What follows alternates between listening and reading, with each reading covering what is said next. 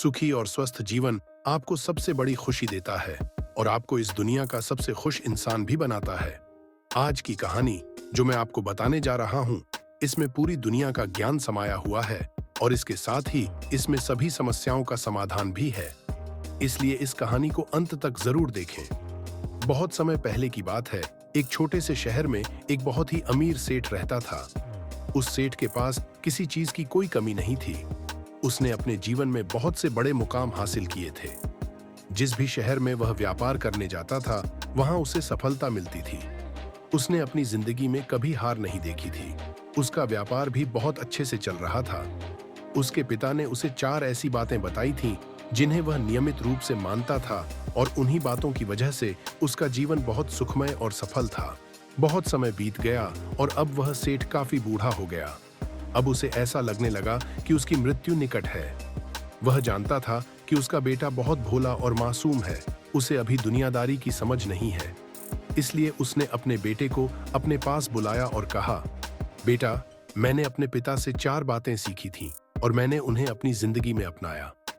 इन्हीं बातों की वजह से मैं आज अपनी जिंदगी में सफल हूं और खुशहाल जीवन जी रहा हूं। मैंने कभी बीमारी नहीं झेली, न ही पैसे की कमी महसूस की। मैं चाहता हूं कि तुम मुझसे भी आगे बढ़ो और ज्यादा नाम कमाओ, लोग तुम्हें पहचाने। हमारा समय अलग था, तुम्हारा समय कुछ और होगा। आज मैं तुम्हें वो 4 महत्वपूर्ण बातें बताने जा रहा हूं जो मेरे पिता ने मुझे सिखाई थीं और जिनकी वजह से मैं आज इतना सफल हूं। अगर तुम भी इन्हें अपनी जिंदगी में अपनाओगे तो तुम भी सफल और खुशहाल जीवन जियोगे। न तुम्हारे परिवार में कोई दुख होगा और न तुम्हारे व्यापार में कोई समस्या आएगी। यह कहकर सेठ ने अपने बेटे को 4 बातें बताईं। 1. छांव में जाना और छांव में ही आना। 2. अपने घर के चारों ओर चमड़े की बाड़ लगाना। 3. हमेशा मीठा खाना। 4. अपनी पत्नी को हमेशा बांध कर रखना। कुछ समय बाद वह सेठ स्वर्ग सिधार गया। उसके बेटे ने उन 4 बातों को एक कागज पर लिख लिया ताकि वह उन्हें भूल न जाए। उसने अपने पिता की बातों को अपनी जिंदगी में अपनाना शुरू कर दिया। सबसे पहले उसने छांव में जाने और छांव में आने वाली बात को लागू किया। उसने अपने घर से लेकर दुकान तक एक तंबू लगवा लिया ताकि वह हमेशा छांव में ही रहे। जब किसी ने उससे पूछा कि उसने ऐसा क्यों किया, तो वह कहता, मेरे पिता ने मुझे यही करने को कहा था। इसके बाद उसने दूसरी बात मानी और अपने घर के चारों ओर चमड़े की बाड़ लगवा दी। आसपास के लोग इस पर गुस्सा हो गए क्योंकि चमड़े की बदबू से उन्हें परेशानी हो रही थी। लेकिन सेठ के बेटे के पास बहुत पैसा था, इसलिए कोई उसका विरोध ज्यादा देर तक नहीं कर पाया। तीसरी बात के अनुसार वह हर दिन अपनी पत्नी के लिए कुछ मीठा बनाता, जैसे खीर, हलवा या मिठाई, और खुद भी यही खाता। चौथी बात के अनुसार वह अपनी पत्नी को रोज एक रस्सी से बांध कर रखता था। धीरे धीरे सेठ के बेटे की जिंदगी बर्बाद होने लगी। उसने अपने पिता की बातों का गलत अर्थ निकाला था और उन्हीं के आधार पर काम कर रहा था। कुछ ही समय में उसका व्यापार ठप होने लगा। ग्राहक धीरे धीरे उसकी दुकान छोड़ने लगे। उसके घर की चमड़े की बाड़ के कारण आसपास के लोग भी दूर होने लगे। उसकी पत्नी भी उससे नाराज होकर उसे छोड़कर अपने मायके चली गई। अब सेठ का बेटा बिल्कुल अकेला और परेशान हो गया था।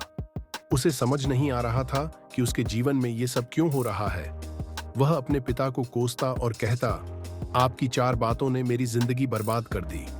एक दिन उसे पता चला कि उसके शहर में एक साधु महाराज आए हैं जो सभी समस्याओं का हल बता सकते हैं।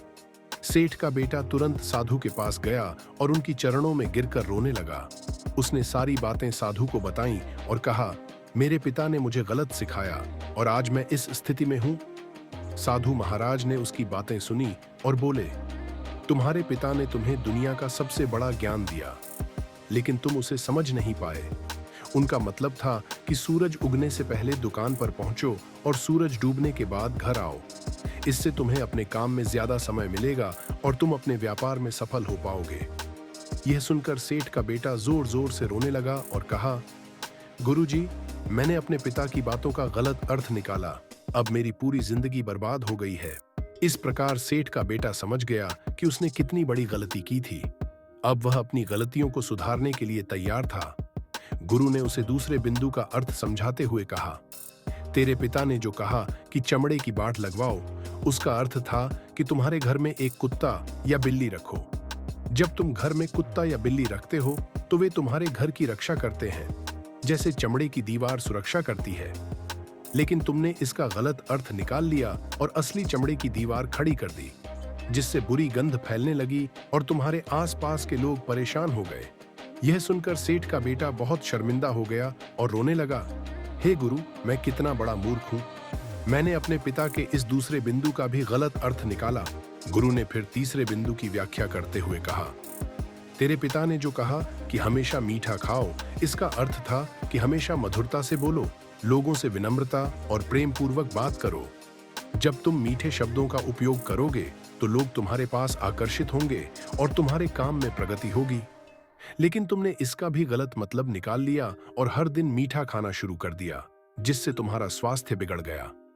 यह सुनकर सेठ का बेटा और भी दुखी हो गया और बोला, गुरुजी, मैंने अपने जीवन में सब कुछ खो दिया क्योंकि मैंने अपने पिता की बातों को ठीक से नहीं समझा। अब गुरु ने चौथे बिंदु का अर्थ समझाया। तुम्हारे पिता ने जो कहा कि अपनी पत्नी को हमेशा बांध कर रखो, उसका अर्थ यह था कि अपनी पत्नी का सम्मान करो और उसके साथ प्रेम और समझदारी का व्यवहार करो। लेकिन तुमने इसे शाब्दिक रूप से लिया और अपनी पत्नी को रस्सी से बांधना शुरू कर दिया, जिससे वह तुमसे नाराज हो गई और तुम्हें छोड़कर चली गई।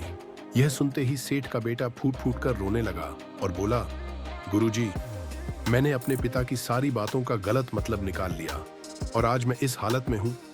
मेरे पास न धन है, न व्यवसाय, न परिवार और न ही स्वास्थ्य। गुरु ने उसे शांत करते हुए कहा, अब भी देर नहीं हुई है। अगर तुम इन बातों का सही अर्थ समझकर अपने जीवन में अपनाओगे तो तुम फिर से सुखी और सफल हो सकते हो। अपने काम पर ध्यान दो, दूसरों से मधुरता से बात करो, अपने घर की रक्षा करो और अपनी पत्नी का सम्मान करो। ये बातें तुम्हें फिर से सफलता और खुशहाली की ओर ले जाएंगी। सेठ का बेटा गुरु के चरणों में गिर पड़ा और बोला, हे गुरु, आपने मेरी आंखें खोल दी।